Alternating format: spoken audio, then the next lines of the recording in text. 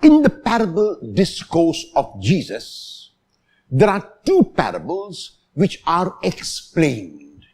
And one of these is the parable of the sower and the seed. The gospel of today contains the explanation or allegorization of the parable of the sower. The interpretation, explanation, or allegorization is different from the parable. In the allegorization, the method changes to the word of God and the way an individual receives the word of God. So the seed becomes the word that is sown.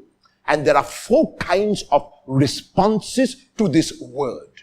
The first kind of response is a frivolous response. It is to hear from one ear and let it go out the other.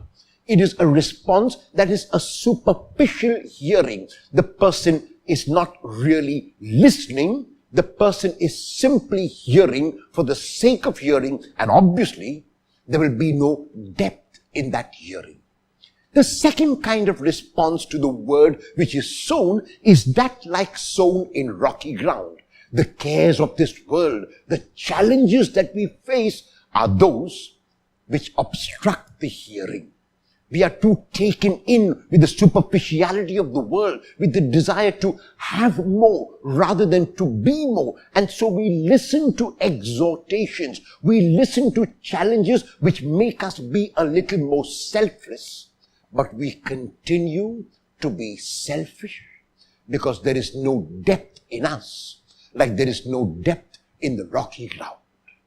The thorns refer to that challenge in our lives and the burden that we sometimes carry, the difficulties that we face, the obstacles and hurdles that come in our way.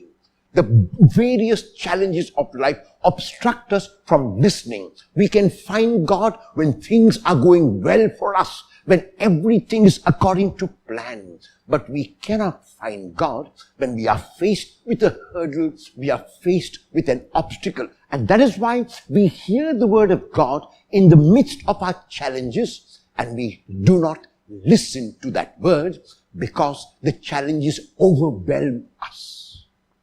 And finally, there are those who hear the word of God and accept it, assimilate it, and act on that word.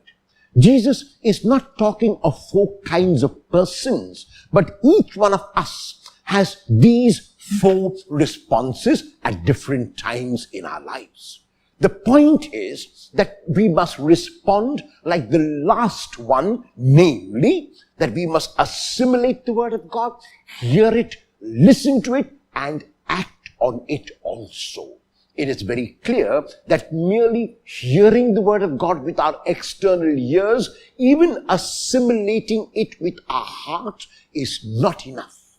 If the word is heard and assimilated, action follows. And what is the kind of action that will follow when I hear the word of God? First, my hearing will be an in-depth hearing, not a superficial hearing like the hearing which falls among the path. Second, the challenges of this world, the lure of this world, the money and the riches and the luxury of this world will not take me in. I will learn how to be a little less selfish and a little more selfless.